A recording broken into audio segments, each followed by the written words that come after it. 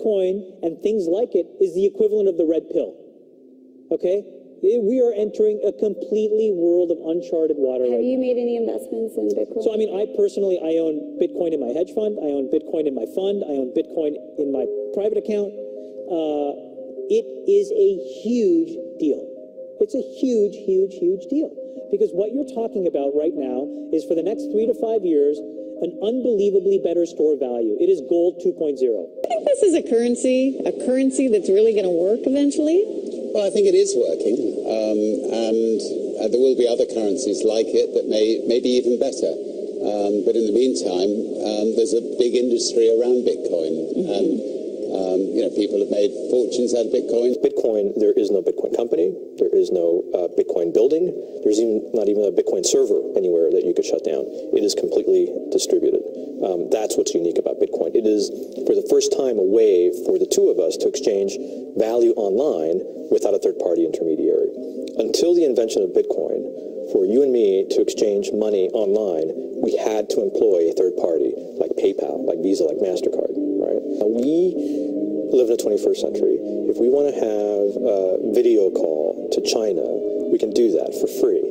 But to send a couple $100, which is essentially just ones and zeros being moved around, costs 5% plus takes over a day. Bitcoin is exciting because it shows how cheap it can be. Bitcoin is better than currency in that you don't have to be physically in the same place. And of course, for large transactions, currency can get pretty inconvenient. You'll see Bitcoin trading at 1,000, 2,000, 5,000, 10,000. Rick Falkvinia does an excellent analysis. He predicts that Bitcoin will capture between 1 and 10% of the global Forex market, which implies a price of between $100,000 to $1 million per Bitcoin.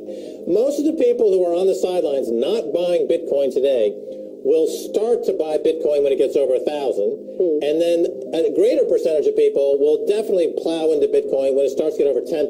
It's still predicting Bitcoin, $10,000 per Bitcoin in 3 years.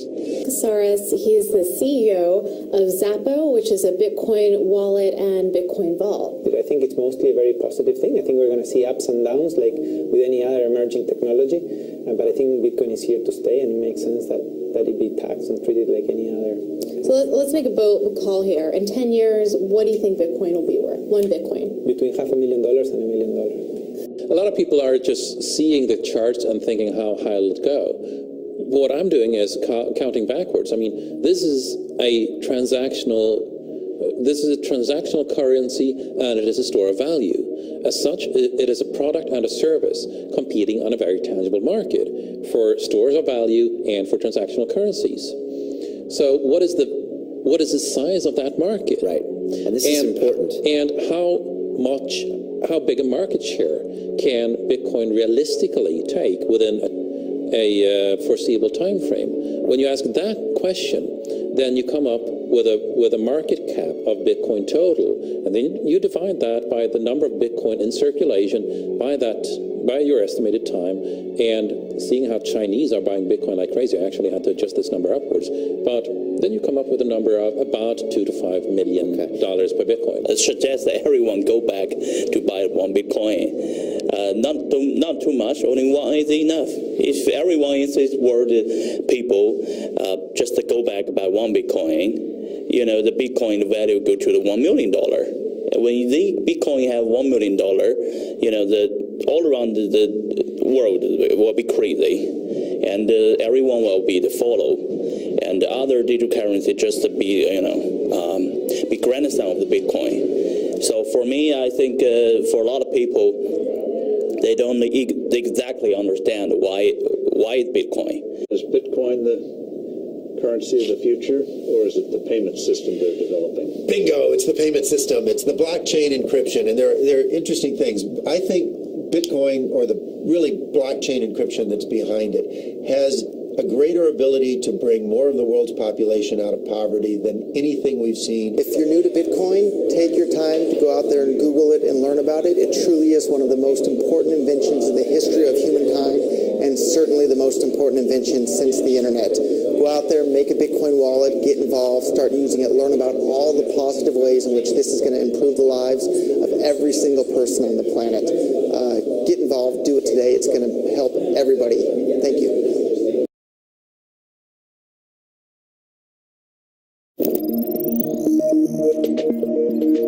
Hello everybody. Today we will be talking about money. How it changed its shape from barter, so primitive, to Bitcoin, so advanced. So let's have a glimpse of this journey.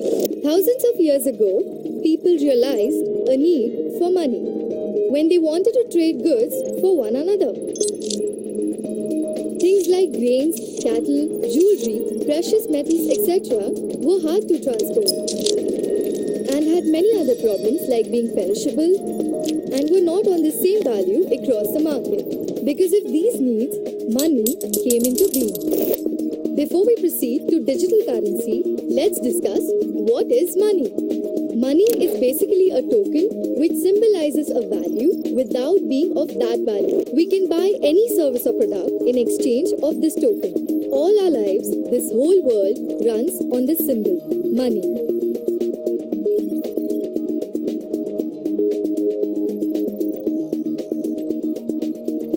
In recent times, we know money in many forms. All countries have their own distinct currencies, like euros, dollar, rupee, etc. And now with technological advancement and the internet, we are accustomed to a new kind of currency, plastic money, that was launched in 1950 but is an integral part of our lives today. ATM transactions, online transfers, use of debit and credit cards is a very common thing. Around 8 to 10 years back, a new kind of currency came into the market that changed the face of money as we knew it. Digital currency. Digital currency had no physical symbol. It was just a number, just a code that could be sent over the internet as easily as you can send an email. Because of this ease, security and privacy, digital currency grew popular and a number of digital currencies came into the market. For example, Dogecoin, Litecoin, Darkcoin, Ethereum. There are around 600 types of digital currencies in the market at present, but there are only a few of these that have real value, which means that they can be exchanged for physical currency. The most famous one is Bitcoin.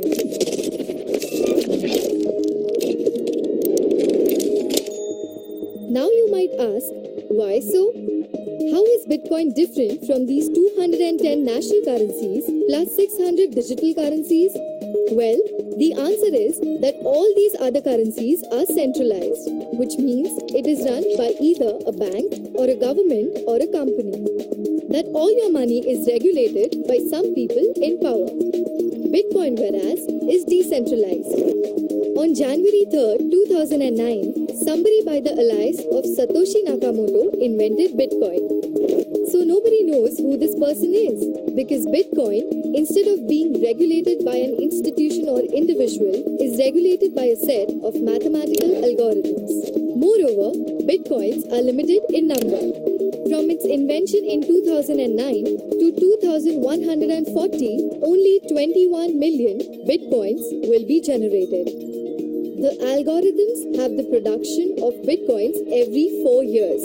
As the supply decreases, the demand increases, the value of Bitcoin increases too. Let us now have a look at how Bitcoins are formed and how their value increases. With the launch of Bitcoins in 2009, a free software was launched along with it to verify the transaction that took place for Bitcoins. Some people downloaded and installed this software on their servers. Whenever any transaction took place, it came to any of these servers to be verified. 50 Bitcoins that were generated in 10 minutes were distributed to these servers according to the number of transactions they verified. As people started getting Bitcoins, the number of transactions increased, which in turn increased the number of verifications. By 2010, the number of transactions increased so much that these servers crashed. A few companies from US and China then developed and set up their huge ASIC servers with a capacity of 400 gigahertz that are used today to verify transactions. Crores of transactions take place daily on about 500,000 machines. and every transaction creates a fraction of a Bitcoin. These coins are legal in more than 48 countries. US, Canada, Europe, UAE, etc. have Bitcoin ATMs, where you can enter your digital wallet code and get actual currency. You can buy any service or product in exchange of Bitcoins. Big businesses like the Winklevoss brothers of the Facebook fame have invested millions of dollars in the Bitcoin and have said that the Bitcoin market is going to grow tenfold of what it is now in the future. The Bitcoin blockchain is public, it's transparent, so you can see the movement of Bitcoin. If I send you a Bitcoin, everyone can see at least that Bitcoin moved on the blockchain. So it may not be so anonymous. It definitely is not as anonymous as people make it out to be, and it may or may not be used by the Chinese in that way. I think one thing for sure is that when there's uncertainty in the macroeconomic environment, which we're seeing with the upcoming Brexit vote and the Chinese economy, people tend to favor assets that act like a store of value. Traditionally, that would be gold, and more recently we've seen people favoring Bitcoin, and in the month of May, it was less volatile than gold for close to 30 days. Yeah, there is a Bloomberg News piece out just now, actually, on that point, that gold and Bitcoin have traded together in anticipation of Brexit, and questioning whether now it is becoming a value repository. Yeah, so we've actually been saying that for many years. We feel that the killer Bitcoin app is really a store of value, and it's starting to behave just like that. Here, this is a chart actually showing just what we were talking about, that Bitcoin is starting to move now with gold, right. which I take it, is that good news for you and what you're doing? I mean, it lines up with our thesis.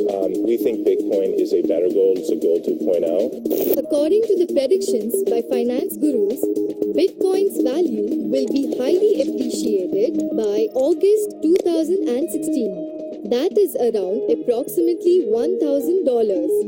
Bitcoin investment is a good source of income and a much profitable investment option for a growing economy like India. The purpose of any currency is in acceptability. If more number of people accept a particular standard and are willing to exchange goods and services, that stands as a currency. So that is why in economies where the country's say governance is weak, people would rather try to hold their assets in foreign currencies than in domestic currencies.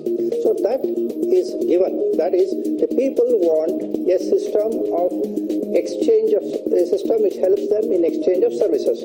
Now, right now, Bitcoin is a very innovative concept where people come together in a peer-to-peer network and agree on a certain standard and say, this is what we will recognize as a payment system. So therefore, the question of regulation is when there is an interference of this digital currency and its operations in the digital world with the physical world.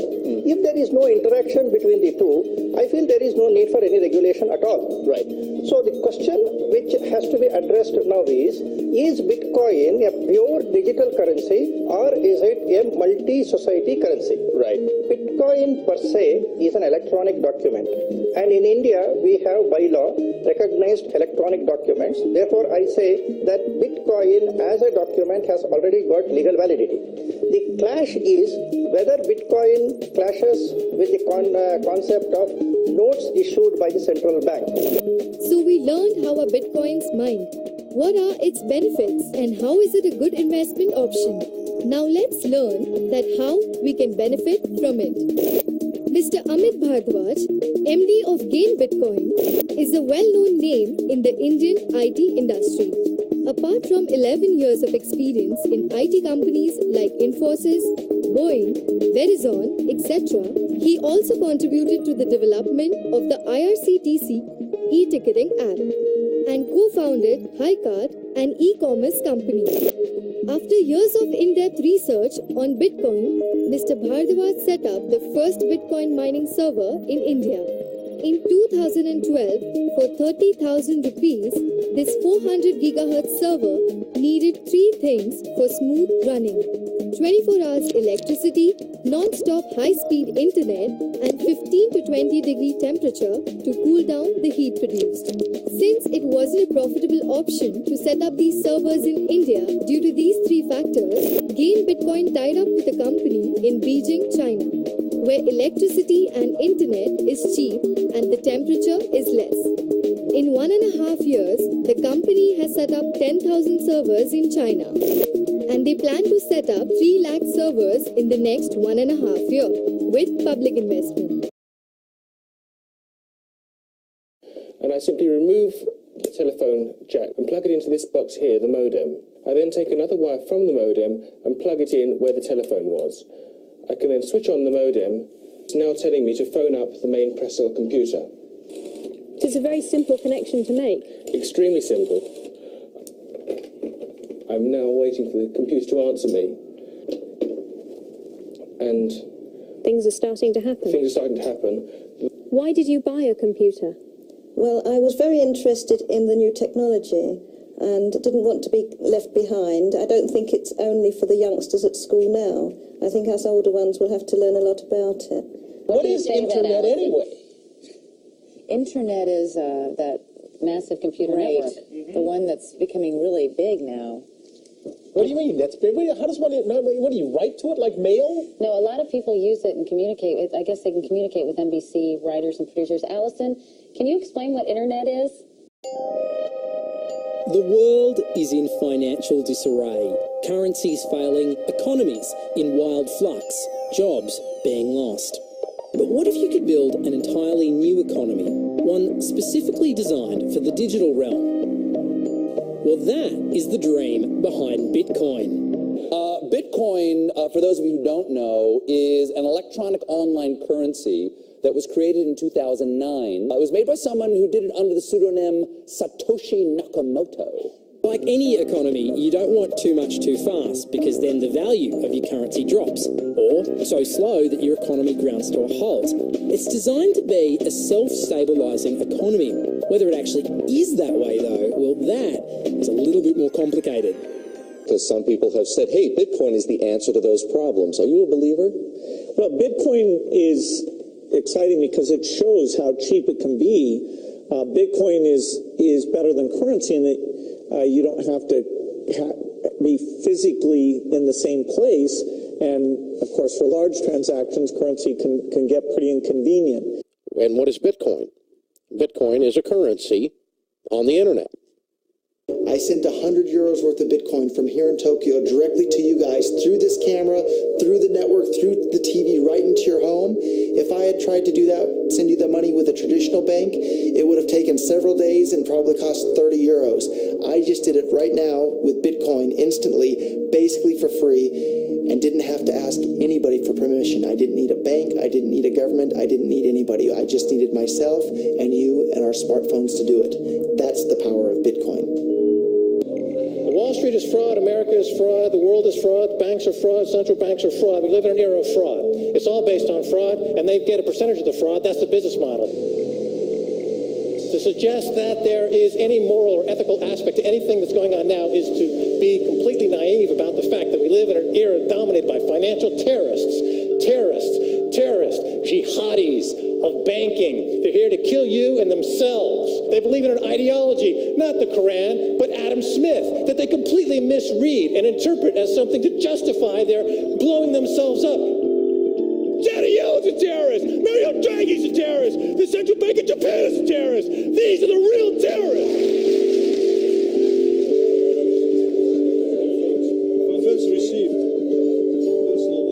This community is switching to what they think is a better monetary system. A system in which banks are no longer needed because payments could be made directly from one person to another. Bitcoin is fundamentally different because in Bitcoin, you don't owe anyone anything and no one owes you anything. It is not a system based on debt. It is a system based on ownership. And no one can censor it, no one can seize it, no one can freeze it. It's November the 2nd, 2008, just 6 weeks after the Lehman Brothers collapse. And all over the world, there are panicked debates about how to save the banks. Then, on a little visited web forum for cryptographers, a document appears in which a completely new monetary system is proposed. The visionary author calls himself Satoshi Nakamoto. These were the darkest days of the financial crisis.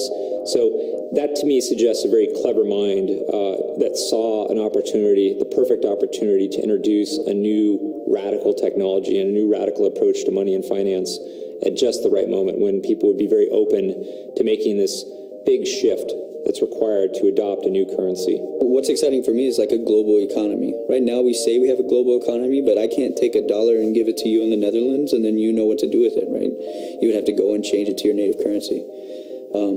And when you kind of eliminate that step, and I can just send you one form of payment and you can send me a product in a matter of seconds, that starts to change things from a global perspective. How could this digital coin invented by this Satoshi Nakamoto become hundreds of times more valuable than the dollar?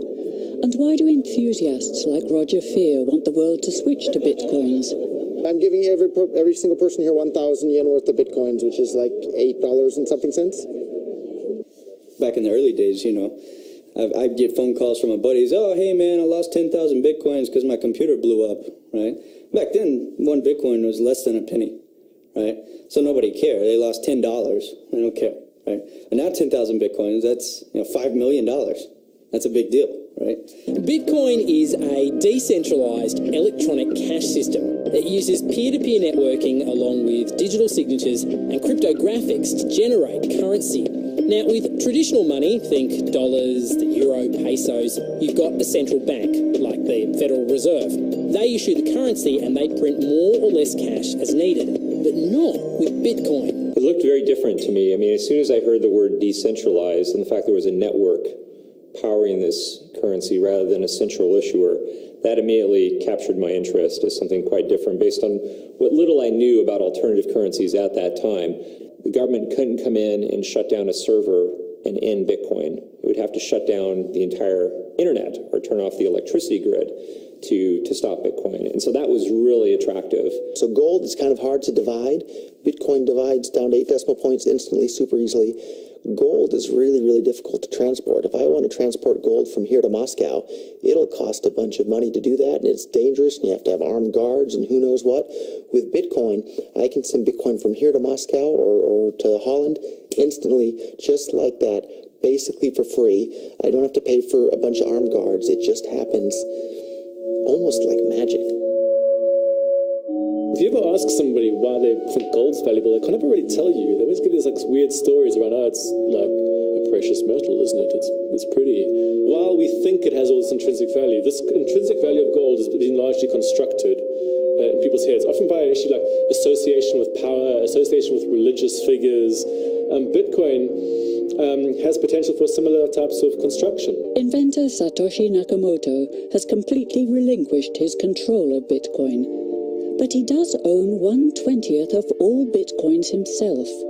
So if one day Bitcoin does become widely accepted as a currency, he will be one of the richest people on Earth.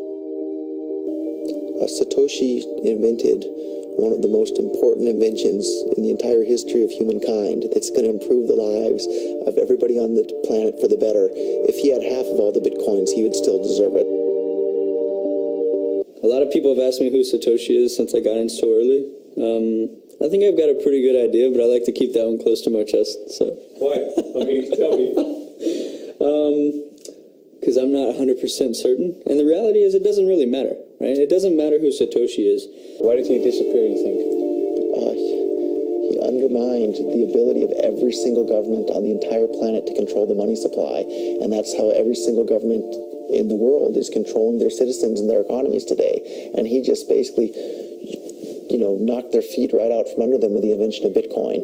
And I'm sure that's going to make a lot of people who want to control other people by force really, really upset. So yeah, I think it's really, really smart for him to have disappeared. And for me, it probably would have been smarter for me to keep quiet too, but Bitcoin's too exciting for me to stay quiet about. I think a lot of people are underestimating the way in which Bitcoin and the blockchain are going to change the power structures in society in general. I mean, I grew up in the U.S. and I see all these people like, yeah, nuke everybody in the Middle East and kill them all. And then they have the former Secretary of State Madeleine Albright on 60 Minutes, one of the most popular news shows in the U.S. And they asked her, they said, like, there's reports that more than 500,000 Iraqi children have died as a direct result of U.S. sanctions. And she looks back at her with a straight face and she goes, it was a really tough decision, but I think that it was worth it. Worth murdering 500,000 kids because of what the government did? And I apologize for crying, but it just disgusts me from my core when I see government people murdering people around the world. It's not just theoretical. These are real people with real lives. And it's real people, and Bitcoin has the power to undermine everything they're doing to people around the world. And I'm sorry for shouting, but it just disgusts me what these people in government do. And they do it through central banking and through the control of the money supply, and Bitcoin takes that away from them.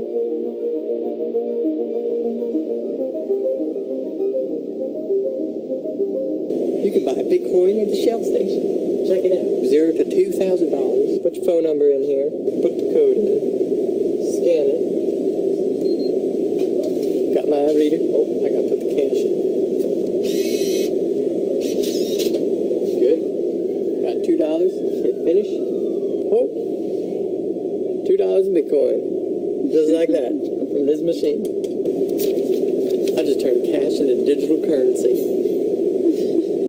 So thinking that it's too late to get involved in Bitcoin is like thinking it's too late to get involved with the internet or too late to get involved with using a cell phone. Like, it's not too late to get involved in Bitcoin. If Bitcoin becomes really popular all over the world, Bitcoins are going to have to be worth at least tens of thousands of dollars a Bitcoin, if not hundreds of thousands of dollars per Bitcoin. So thinking it's too late to get involved with Bitcoin is like thinking it's too late to get involved with using the internet. Of course not. Like, it's ubiquitous in our lives, and Bitcoin's going to become ubiquitous in our lives as well.